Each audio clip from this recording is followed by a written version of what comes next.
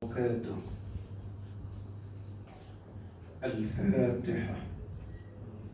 أعوذ بالله من الشيطان الرجيم. بسم الله الرحمن الرحيم. الحمد لله رب العالمين الرحمن الرحيم مالك يوم الدين. إياك نعبد وإياك نستعين. اهدنا الصراط المستقيم صراط الذين أنعمت عليهم غير المغضوب عليهم ولا الضالين. آمين. الحمد لله ثم الحمد لله. الحمد لله رب العالمين، والصلاة والسلام على سيد المرسلين وعلى آله وأصحابه أجمعين.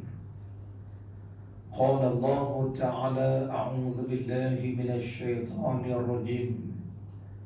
وسارعوا إلى مغفرة من ربكم وجنة عرضها السماوات والأرض أعدت للمتقين. Allah berfirman dalam surah Ali Imran ayat 133. Di dalam ayat ini Allah berfirman, wasari'u, dan bersegeralah olehmu sekalian. Dalam bahasa Arab ini dipanggil fi'il amr, perintah Allah. Jadi perintah Allah ini menunjukkan wajib, kecuali ada karinah petunjuk yang menunjukkan ianya sunat saja. Jadi kitab yang kita baca ni kitab Riyadhus Shalihin. Tersambung hari ini walaupun Ramadan, nak bincang puasa pun banyak dah bincang puasa. Cuma di sini yang kita nak bincang masuk puasa, masuk sedekah, masuklah tahajud, masuklah dipanggil tarawih, masuklah sembahyang witir, masuklah dipanggil Lailatul Qadar. Semua masuk dalam perkara segeralah kamu. Jadi Allah suruh kita ni segera ke mana? Allah perintah kita segeralah mencari ampunan Tuhan kamu. Jadi Allah suruh kita segera cari ampun. Haji, sebab apa segera cari ampun? Sebab kita ni mati besok nak masuk syurga ke nak masuk neraka? Syurga. Jadi syurga ni tak boleh dimasuki kalau kita ni banyak dosa, ada dosa, tak layak masuk neraka, tak layak masuk syurga. Maka jalan untuk ke syurga ni ialah dengan cari ampunan Allah. Kerana itulah cerita malam Al-Qadar. Sayyidatina Aisyah tanya Rasulullah sallallahu alaihi wasallam, kalau saya temu Lailatul Qadar, kita maklum malam Al-Qadar malam yang lebih baik 1000 bulan. Malam Al-Qadar kalau ibadat malam tu menyamai 83 tahun. Malam Al-Qadar malam mustajab doa. Malam Al-Qadar ni malam malaikat turun ramai-ramai, penuh bumi ni dengan malaikat. Jadi Sayyidah Aisyah tanya, apa saya nak minta ya Rasulullah? Apa jawab Nabi? Mintalah ampun. Nabi pun ajar Aisyah doa, Allahumma innaka afuun tuhibbul afwa fa'fu anni. Ya Allah, engkau maha pengampun, engkau sukakan ampunan, ampunkanlah daku. Mengapa minta ampun? Sebab hanya dengan ampun Allah kita boleh ke syurga. Dengan amal kita belum tentu. Habis tu kita beramal pun sebenarnya cari ampun juga. Sebab itu ambil wudu kan gugur dosa-dosa. Berjalan ke surau ni tadi kan dihapuskan dosa-dosa kita. Jadi kita beramal ni semuanya ceritanya cari ampun. Ramadan ni apa kelebihan puasa Ramadan? Kelebihannya Nabi kata selesai Ramadan seperti orang yang bersih dari dosa. Itu cerita amal ni. Jadi Allah suruh kita ni segeralah cari ampun Tuhan kamu. Malah orang mati pun, apa kita bacakan untuk orang mati? Doa. Semain jenazah, lepas Fatihah, rakaat takbir kedua, selawat Nabi, takbir ketiga, doa. Apa doanya? Allahumma ighfir lahu warhamhu, ya Allah ampunkanlah si mati. Kenapa minta ampun? Sebab dengan ampun itulah kita akan dapat selamat. Maka itu Allah sebut wasari'u, segeralah cari ampun. Di mana ampun Allah? Kita tengok hadis Nabi, di mana ampun Allah? Kita sedekah, Allah ampun. Kita sembahyang tarawih, di mana ampun Allah sembahyang tarawih? Ampunan Allah sembahyang tarawih, Nabi sebut man qama Ramadan imanan wa ihtisaban ghufira lahu ma taqaddama min dhanbihi. Siapa mendirikan malam Ramadan, man qama, siapa mendirikan ibadat malam Ramadan imanan, penuh dengan percaya. Aku percaya ni main tarawih ni, ghufira lahu, wahtisaban, dia percaya dengan Allah, wahtisaban, mengharap-harap. Tahu mengharap-harap? Macam orang mengharapkan beriman, bila nak keluar, bila nak keluar. Macam itulah kita tarawih ni, mengharapkan apa? Ampun Allah. Maka orang yang percaya akan dapat ampun, orang mengharap ampun Allah. Ghufira lahu, Nabi jawab, Allah ampunkannya, diampunkan dosanya. Di situlah kita disuruh ini tanya lagi, apa hal nak kena tarawih? La ilaha illallah. Dia ingat tarawih ni acara macam olahraga kan apa. Itulah tujuan kita ibadat, cari ampun sebenarnya. Ya, banyak hadis-hadis. Batu nak tengok di mana ampun Allah Taala, tengok hadis-hadis Nabi. Tonton lepas mayang.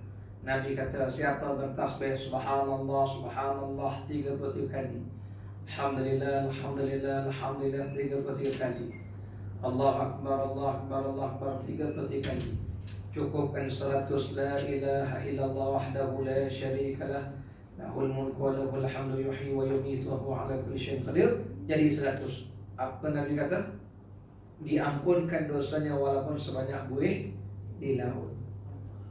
Kan semua amal ni kita buat untuk cari ampunan. Jadi Allah kata segeralah, segeralah bayang tarawih. Dan waktu ayat ni dia masuk, bayang tarawih pun masuk dalam ayat ni, tahajud pun masuk ayat ni, Lailatul Qadar masuk ayat ni. Ayat apa dia? Segera cari ampunan Allah. Jadi Allah SWT, segeralah kamu mencari ampunan Allah. Di mana ada ampunan Allah, kita pergi cari.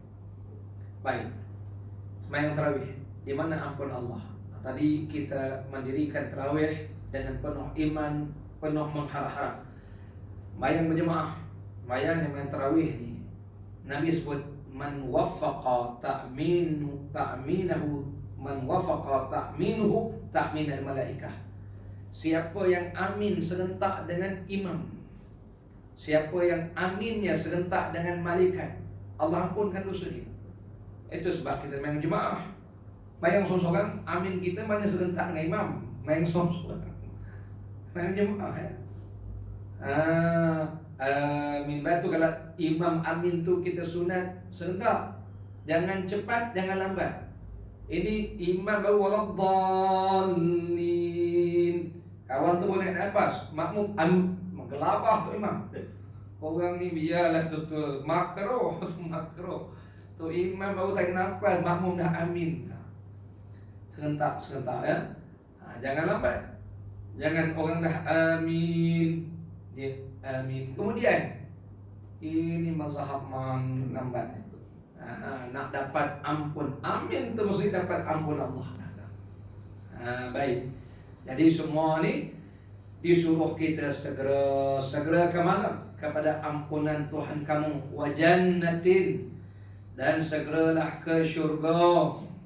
Sebab kalau dapat ampun, dapatlah syurga Allah Subhanahu wa ta'ala. Baik, jadi ayat ini kita sambung lagi bincang kita. Ayat inilah kita disuruh oleh Allah Ta'ala dalam hati kita ni, karena ada sifat segera untuk cari ampunan Allah. Jadi tugas kita tuan-tuan, tugas tuan-tuan lah sekarang ni, belajarlah dan carilah mana-mana hadis yang bincang tentang ampunan Allah, segera buat. Kerana Allah bagi perintah secara dasar, segeralah kamu cari ampunan Allah. Maka itu kalau baca hadis, dengar mendapat ampunan Allah, segera buat. Antaranya apa dia? Mayang tarawih, antaranya istighfar, antaranya zikir-zikir lepas solat, antaranya lawat Nabi, antaranya sedekah. Banyak cari apa? Antaranya berjalan ke surau, ke masjid, antaranya amin kita serentak dengan amin imam. Maka segera kita buat itu semua, dan segeralah ke syurga. Maka yang kedua, tugasan kita cari amal-amal yang boleh membawa kita ke syurga Allah Subhanahu wa ta'ala. Baik, maka hadis yang pertama kita dah baca dahulu. Hadis yang pertama menyebutkan badiru bil a'mali salihat, segeralah kamu buat amal saleh. Fasatakunu fitanun ka qati'il lailil muslim, segeralah buat amal saleh ni sebelum terjadi bencana yang seumpama malam yang gelap gelita. Apa maksud Nabi segeralah buat amal ni? Tadi Allah perintah kita segera cari ampun. Hadis ni kata segera buat amal soleh, kerana ampunan itu duduk dalam segala amal yang soleh. Dan Nabi kata segera, sebelum datang satu masa nanti akan jadi fitnah seperti malam yang gelap gelita. Tonton apa maksud malam gelap gelita? Saya cerita ke anak-anak saya, dia orang ni duduk bandar, tak macam kita duduk kampung zaman tak ada lampu kan. Lama tak ada lampu, saya ingat balik belajar silat malam-malam tu. Malam tu bulan mengambang penuh kan. Kita balik je silat, punya menakut. Menakut je. Kayu basikal tu laju, sebab kita kan pakai basikal yang pakai dynamo tu kan. Tuan-tuan macam tak ingat je sama. Budak-budak ni memang dia tak tahu. Dynamo pun dia tak tahu benda apa. Bateri dynamo tu kan kalau lagi laju kan lagi cerah lampu tu. Allahu Akbar. Jadi sampai kadang-kadang kalau dah gelap tu meraba-raba jalan. Begitulah maksud Nabi kita ni, segera buat amal. Jangan sampai nanti meraba-raba cari mana halal mana haram. Macam hari ni lah pun dah berlaku, dah meraba-raba. Meraba macam mana? Nak buat amal pun dah jadi takut. Sekejap bid'ah, sampai selawat Nabi pun bid'ah dah. La ilaha illallah. Mari pula seorang hari ni pilot yang mengaku jadi ulama, lagi dahsyat. Semua selawat sesat belaka. La ilaha illallah. Ini yang kita bimbang kan. Ini dah zaman dipanggil zaman yang dah jadi macam gelap gelita, terpaksa meraba-raba ni. Allahu Akbar. Jadi kita belum lagi sampai tahap tu lah. Sebab ada lagi orang yang menyuluh jalan. Kita ni macam duk follow orang lah. Orang duk suluh jalan tu, selagi dia nampak jalan betul, kita ikut dia. Tapi nanti akan sampai satu peringkat begitulah. Ibarat Nabi kata, malam tu dah gelap gelita, nak buat baik pun dah tak tahu mana baik, mana salah, mana halal, mana haram. Sampaikan tahap Nabi kata pada ketika itu, ada orang yang paginya beriman, petang jadi kafir. Petang beriman, siang jadi kafir. Yabi'udinahu, mereka sanggup jual agama untuk mendapatkan untung dunia. Jual agama ni. Baik, itu yang pertama. Nabi kata segeralah sebelum sampai zaman di mana dipanggil orang dah tak boleh beza dah yang mana baik, yang mana buruk itu. Hadis yang kedua, An Abi Sirwa'ah, bikasri sin Sirwa'ah al-muhmalah wa fathiha, boleh juga baca Sirwa'ah. Namanya Uqbah bin Al-Harith radhiyallahu anhu. Kata beliau, Sallaitu wara'an Nabi sallallahu alaihi wasallam bil Madinati al-Asr, fasallama thumma qama musri'an, fatakhatta riqaban nasi ila ba'di hujari nisaihi, fafazi'a an-nasu min sur'atihi, فخرج عليهم فرأى أنهم قد عجبوا من سرعته فقال ذكرت شيئا من تبر عندنا فكرهت أن يحبسني فأمرت بقسمته. رواه البخاري. وفي رواية له كنت خلفت في البيت تبرا من الصدقة فكرهت أن أبيته أو كما قال الرسول. Daripada Abi Sirwa'ah, namanya Uqbah bin Harith radhiyallahu anhu, kata beliau, Salaitu, satu hari saya salat asar di belakang Rasulullah sallallahu alaihi wasallam di Madinah Al-Munawwarah. Kemudian setelah selesai salam sembahyang asar, baginda Rasul terus cepat-cepat bangkit, melangkahi leher para sahabat menuju ke kamar, ke bilik salah seorang istri baginda yang rumahnya duduk sebelah dengan masjid. Para sahabat terkejut atas ketergesaan Rasulullah sallallahu alaihi wasallam itu. Kemudian tak lama kemudian baginda pun keluar, dan baginda melihat para sahabat terkejut dengan ketergesaan baginda itu. Lalu Nabi pun bersabda, saya teringatkan sepotong emas yang saya tidak ingin terganggu kerananya, maka saya suruh untuk membahagi-bahagikannya emas ini tadi. Hadis riwayat Bukhari. Dalam riwayat yang lain dikatakan, saya teringat ada sepotong emas yang sepatutnya saya sedekahkan. Jadi emas itu tertinggal dalam rumah saya tak ingin emas itu duduk rumah saya. Nah, ini baik, hadis ini menceritakan bagaimana akhlak Rasul sallallahu alaihi wasallam yang kita patut jadikan contoh.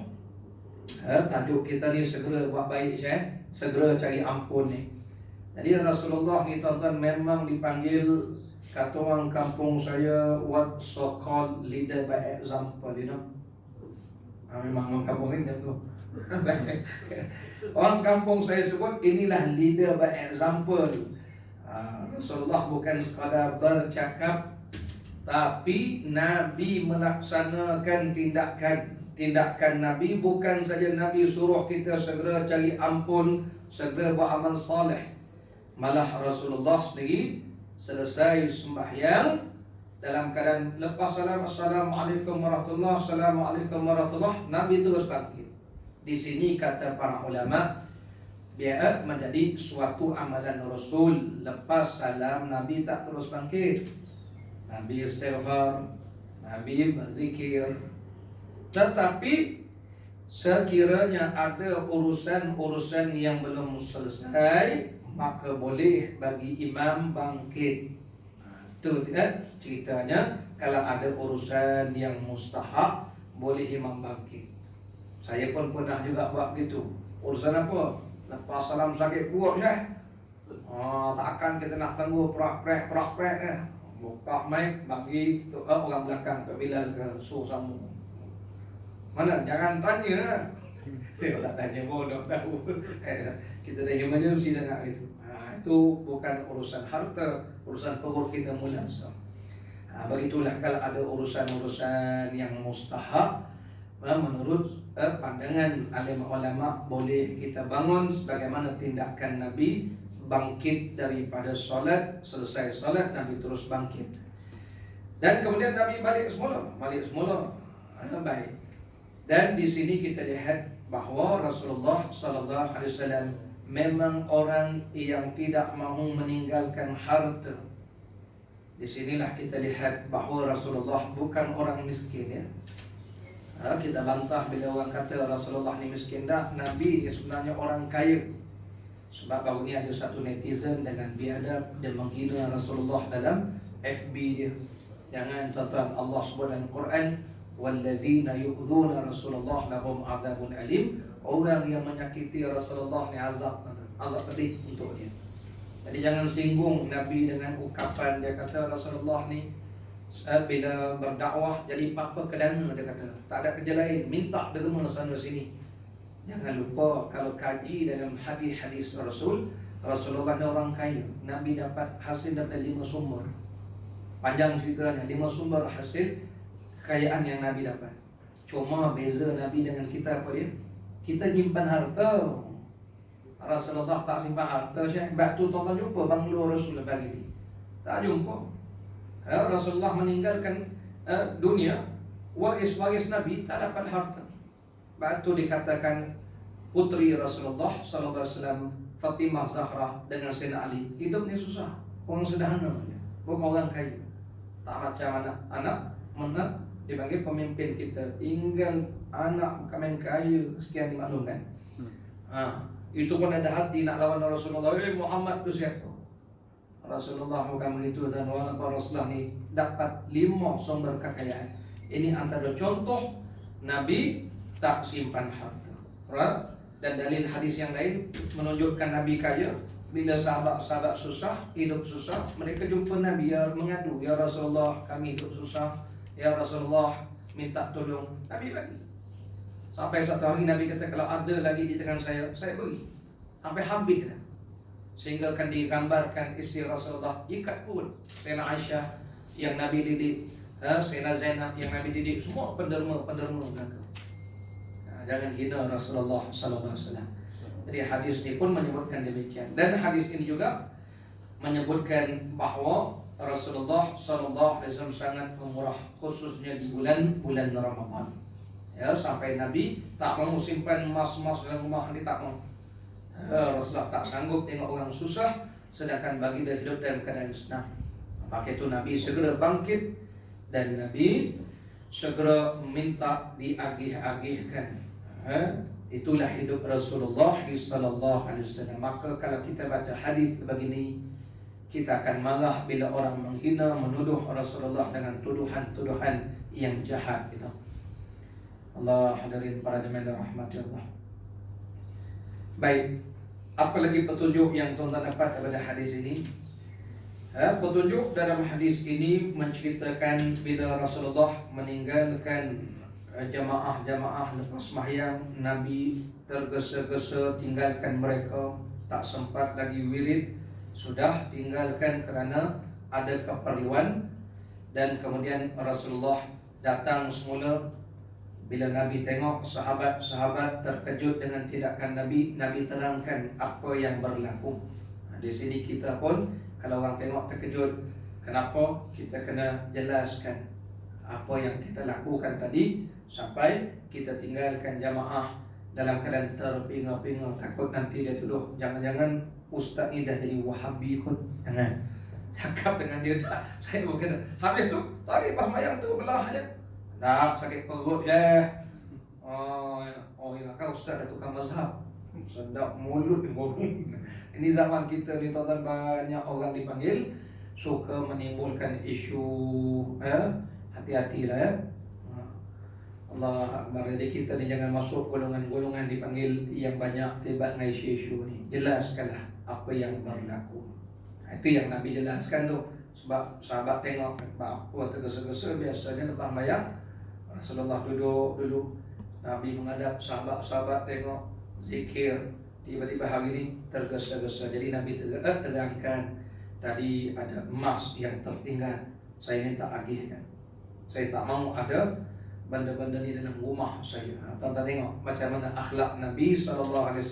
Kerana melaksanakan perintah Allah, segeralah kamu cari ampun Allah Ta'ala itu.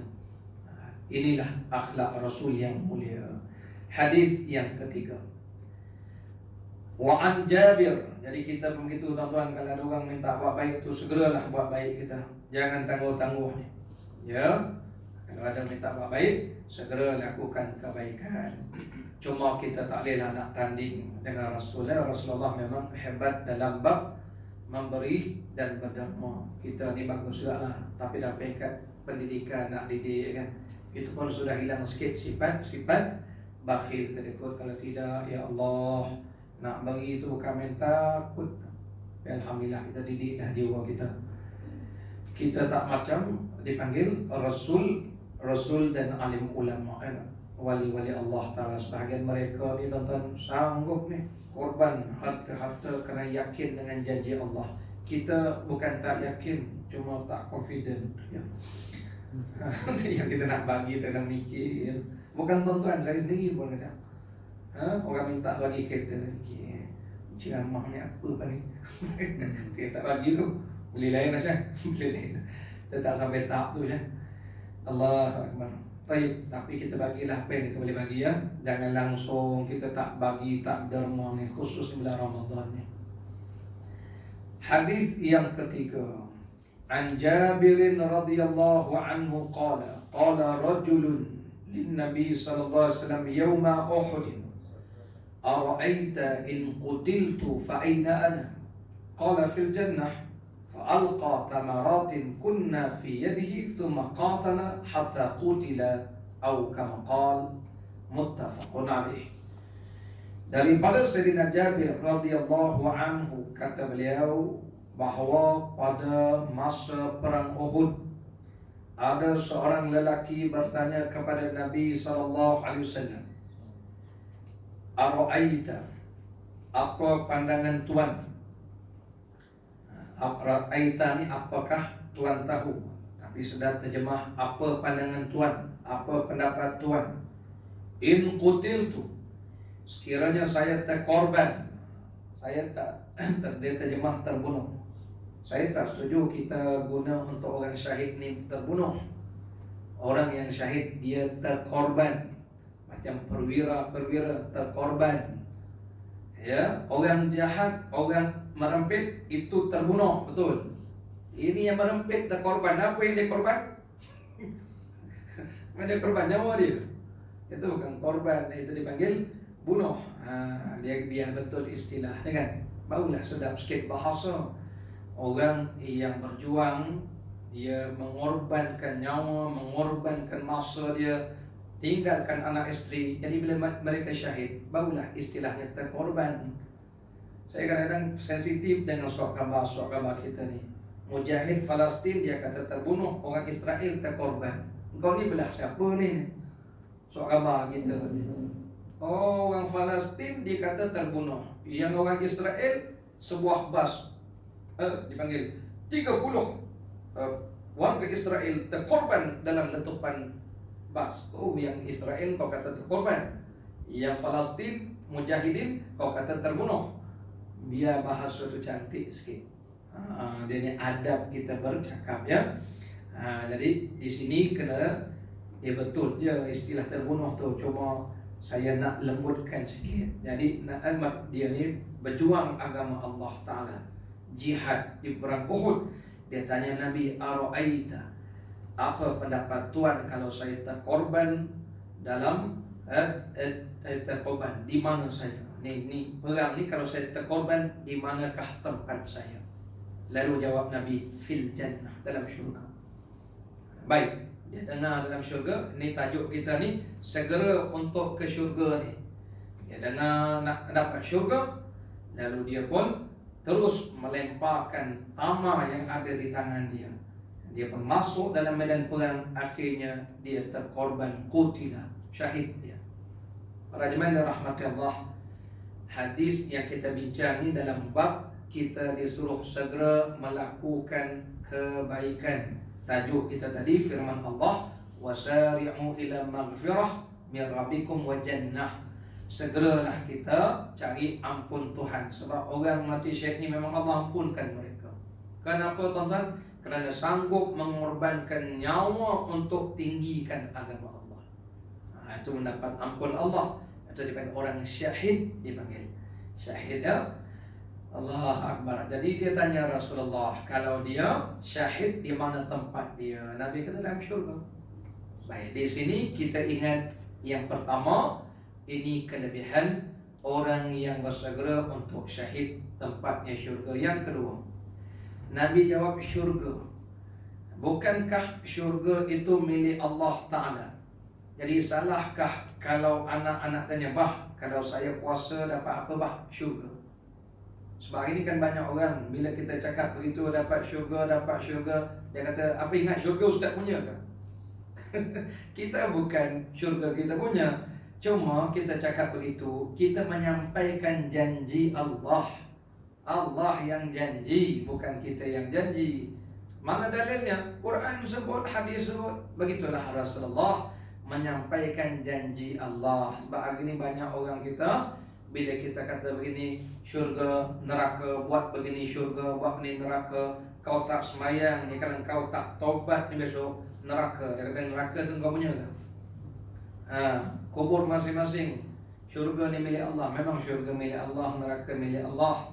Tapi telah disebutkan janji-janji. Jadi kita sebut pada anak kita, Mamat, kalau Mamat puasa 30 hari, Mamat nanti boleh syurga Allah Ta'ala. Tak salah, kerana kita menyampaikan janji-janji Allah. Begitulah Rasul sallallahu alaihi wasallam, ya. Ini yang kita maklum. Sebab hari ini banyak orang guna hujah begitu. Baik. Kemudiannya Nabi sebut jannah, syurga. Lalu laki-laki ini tadi segera lemparkan kurma. Di sini kita tengok lagi macam mana keyakinan sahabat dengan janji Rasul sallallahu alaihi wasallam. Begitulah kita tuan-tuan. Bila dengar hadis Nabi kata macam tadi, kita berzikir 33 kali subhanallah, alhamdulillah, Allahu akbar, cukup kan jadi 100. Nabi kata diampun dosa dia. Kita ni kena yakin dengan janji Nabi. Nabi kata sedekah ni menggandakan harta. Sedekah ini menghindarkan mati yang menakutkan. Kita yakin janji Nabi. Kata Nabi yang janji. Kita ni rupa-rupanya tak setinggi sahabat-sahabat punya iman kan. Sahabat ni dengar syurga je, ni tengah makan tamar ni kan. Tak kita kalau macam tu tahap masuk melawan pedang tangting kali syahid dia. Padahal perang Uhud ni tuan-tuan ya. Ni kita perang Uhud, kalau kita perang Badar lagi dahsyat. Perang Badar ni berlaku bulan Ramadan kan, 17 Ramadan. 17 Ramadan, berapa hari lagi nak raya? 13 hari lagi saya. Perang Badar ni berlaku dekat mana? Dekat Badar. Kat Badar musim panas, sebab Ramadan ini asal bahasa Arab ialah panas. Musim panas. Tahun pertama disyariatkan puasa Ramadan. Tahun pertama puasa Ramadan tu. Dah lah panas pula tu. Senjata tak apa nak ada, raya dah dekat. Sahabat pergi je. Kalau kita macam ajak pergi perang dah dekat raya, ya Rasulullah, tak boleh tangguh perang raya tu. Ini nak PKP pun komplain. Tak boleh tangguh perang raya tu. Bagian ni nak lockdown kemudian sikit. Allah, sahabat saya. Patut kalau tengok sejarah Rasulullah ni, kita rasa janganlah nak hina sahabat Nabi. Bukan standard kita sampai dikatakan, jangankan kata sahabat tu debu kuda Omar tu pun bukan Arab kita dah. Allah, tinggi mereka ni makam saya. Apa dapat Rasul? Syurga. Letak kurma masuk pun. Kita janji macam-macam belum tentu nak buat lagi. Tapi sahabat saya, betul lah kata para ulama, jangan hina sahabat Nabi. Dahsyat mereka ni. Jadi baca hadis begini, kita tengok gitu, macam mana darjat mereka dalam melaksanakan kebaikan. Segera mereka buat baik, yakin dengan janji Rasulullah sallallahu alaihi wasallam. Dia kalau tengok perang apa lagi berlaku bulan Ramadan, perang Badar. Perang Khandaq berlaku bulan Syawal. Perang Khandaq tengah raya je perang. Kita main meriam buluh je, bom. Dia orang Khandaq tu jauh juga tempat dia. Khandaq tu parit yang dibuat. Allah, baru lepas raya je, baru lepas raya. Baru lepas Ramadan. Senang pun tak habis lagi tu. Orang Khandaq hadapi musuh. Mereka tahan dengan Rasulullah, tetap dengan Nabi, setia dengan Nabi. Allahu Akbar. Nabi isytiar je, ikut je. Kita macam tu lah. Kalau nak duduk makam sahabat-sahabat, betul lah. Jangan hairan kalau mereka mendapat makam radhiyallahu anhum wa radu anhu. Allah redha mereka, mereka redha Allah Ta'ala. Baik, jadi kesimpulannya kita ni begitulah dalam meyakini janji-janji Nabi sallallahu alaihi wasallam. Jadi saya nak simpulkan hari Ramadan selesai tuan-tuan ya. Jadi ceritanya di sini kita bermula daripada ayat surah Ali Imran ayat 133 tadi, ayat 133 Allah berfirman, wasari'u, segeralah kamu kepada ampunan Tuhan kamu. Tadi saya dah jelaskan kenapa disuruh kita segera cari ampunan Tuhan. Kerana kita ni semua nak ke mana? Syurga. Jadi nak syurga, carilah ampun banyak-banyak. Di mana ampun? Nabi dah tunjukkan. Lepas tu malam-malam Al-Qadar, mintalah, Allahumma innaka afun tuhibbul afwa fa'fu anni. Ya Allah, ampunkanlah aku, ampunkanlah aku. Tak boleh cakap Arab, cakap Melayu dia. Ya Allah, sungguhnya Engkau suka, Engkau Maha Pengampun. Engkau sukakan ampunan, ampunkanlah aku ya Allah, ampunkanlah aku ya Allah. Jadi segeralah. Yang kedua, di mana ampunan Allah, segala amal-amal soleh di situ duduknya ampun Allah Subhanahu wa taala. Jadi hadis yang pertama cerita segera buat amal soleh tu sebelum nanti sampai zaman gelap, tak tahu mana amal soleh, mana amal yang batin. Masa tu dah celaru dah. Disangka ini amal yang baik, rupanya tak baik. Disangka amal ni tak baik, rupanya tu yang baik. Dan kita ini lah bimbang kita gini. Orang lebih banyak memviralkan benda-benda tak baik daripada benda yang baik itu. Dan hadis yang kedua tadi kita dah bincangkan macam mana Rasulullah sendiri bersegera dalam melakukan amal-amal kebaikan. Yang tiga, kita lihat bagaimana sifat sahabat-sahabat Nabi bila disuruh buat amal kebaikan.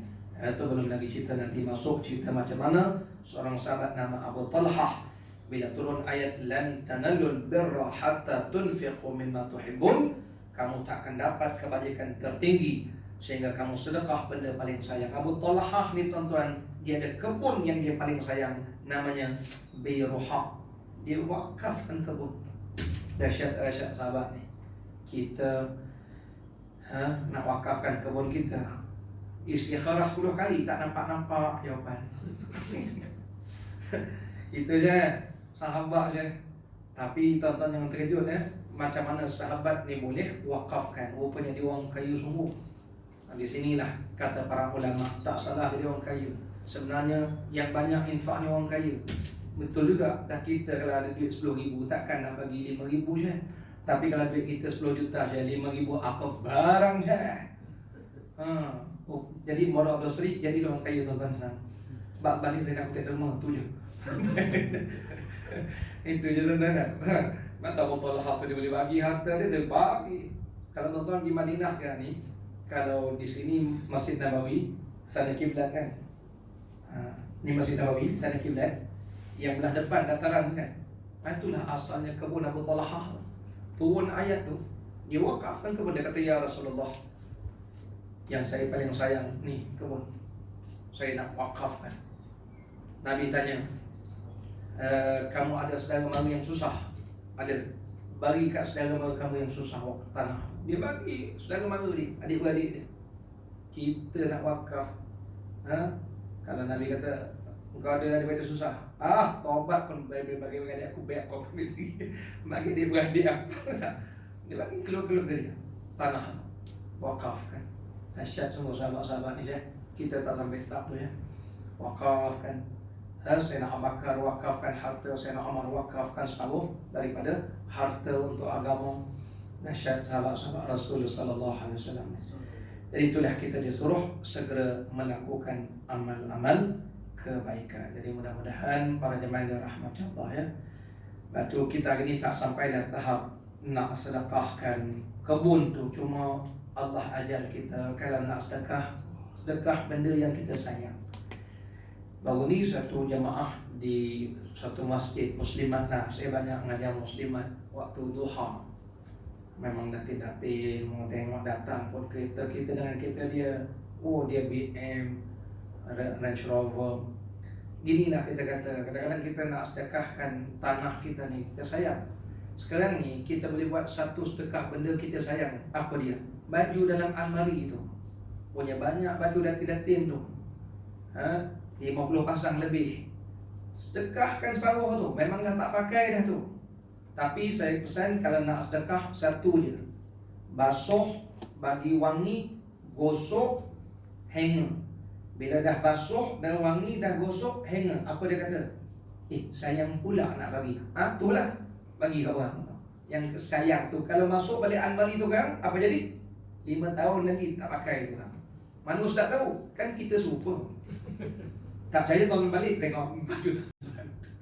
Berapa lama tak pakai tu. Mana ustaz tahu? Baju saya pun serupa, tak pakai lama. Allah, sebab tu kita bagilah bagi kat orang susah tu pakai. Tapi baru ni saya pergilah dekat PPR Batu Muda tu. Ni kita orang susah ni. Tengok pakcik tu pakai baju branded. Jangan tuan-tuan menyesal aku bagi sedekah kat dia. Tuan-tuan ingat baju tu orang derma kat dia. Levi's. Hebat dia. Manchester United, Liverpool, ni semua geng-geng dah masuk gua belaka. Liverpool ni baju. Tak apa je. Jangan kita marah dia tak. Kadang-kadang dia orang tak beli tu. Ini memang saya tengok depan mata saya. Allah, bawa sekejap saya isi dia telefon. Dia kata, Pak Ibrahim tu tak sihat, kata suami dia. Memang saya pergi ziarah dia. Saya dah pagi tu, saya pergi ziarah dia, tengok dia pakai baju. Kita pun tak ada baju ni. Semangat dia. Tapi jangan ingat dia beli dah, dia tak beli dah, orang bagi. Ini dia pun tengok baju makan datin baju. Memang datin bagi nak macam mana? Itu namanya kita tak mampu sedekah tanah. Sedekah benda sayang. Tapi kan nak sedekah macam kasut tonton banyak tu kan. Sebelum nak sedekah tu kiwi dulu, kiwi yang cantik. Kalau yang tersongeh tu gam jahit RM5, RM10 jahit. Lepas tengok apa kita kata? Sayang pula.